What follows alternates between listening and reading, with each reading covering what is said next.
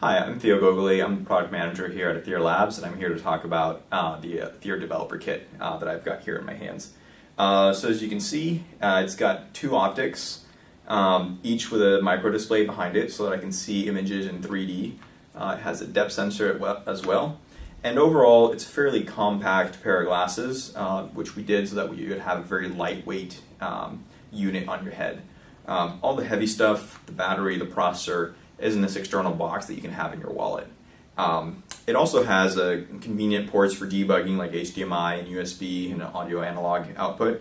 So what I can do is I can plug in the HDMI cable here from the television behind me, and what that allows me to do is allows you to see what I'm seeing in the glasses. So when I put these on,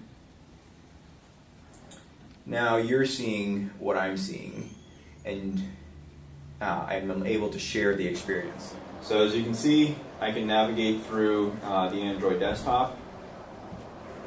And then I can also launch any app, of course. So for example, we'll go here to the fruit slicer game. So let's do a bit of practice, classic. And so even though this is a 2D application, I can interact with it in 3D, so it's seeing the gestures from my finger, and that's how I'm masterfully, or not, slicing fruit.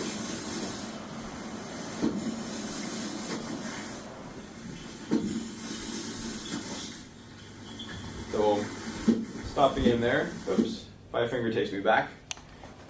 So I can use any app here. For example, I can use the calculator. I can do 66 divided by 2, which will give me 33. Not very needed to do that calculation, but just kind of shows you the interaction that I can have. So this is Flipboard.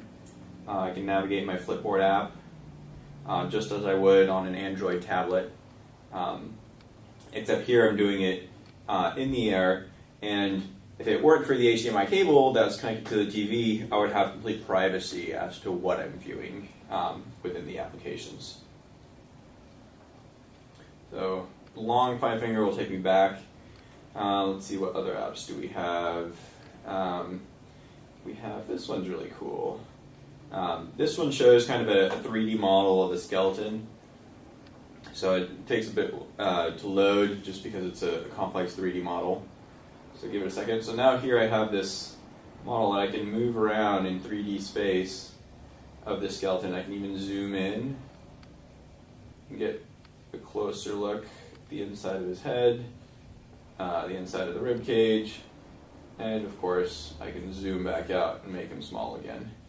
So that really kind of shows you the type of interaction and also the accuracy of your finger tracking that we're doing. So you have very fine control over this 3D model with your finger in space. So we'll go back. Another one of the big things is our glasses are 3D. So in addition to all the 2D applications that we're showing here, we can also have 3D applications. So this one is going to look a bit different on the TV because it's showing the 3D displays. So to see in 3D, each eye has a separate display showing slightly different things. So what you see on the left half is what my left eye is seeing, what you see on the right half is what my right eye is seeing.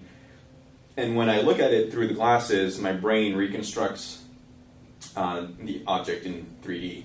So here I see a heart, so you're seeing two on the TV because it's left and right eye, but in the glasses I only see one 3D model of the heart floating in front of me. And so I can turn it around, and I can examine it. Of course, various other different models work just as well, like the brain. So again, I have this model of the brain in 3D in front of me that I can turn. And of course, here you're seeing the left and the right eye. And so the 3D applications can completely coexist with the 2D applications, and you can switch back and forth very easily. Of course, this being Android, I have my standard, application drawer. I can go to any application, even the settings, and then I can go through and I can change my, I can check on my Wi-Fi, for example, see all my different Wi-Fi hotspots that I'm connected to, or any other of the standard Android settings or controls that you would normally have. So again, we'll go back to the home screen. Okay, and the final application we wanted to show you guys is remote desktop control of a standard PC. So here we have a laptop running Windows 8, and using the Splashtop application that I have on my developer kit, I can connect to it remotely over Wi-Fi. This is Alan's Windows PC, so I can connect to it and I'll be able to control it just as I would if I had a standard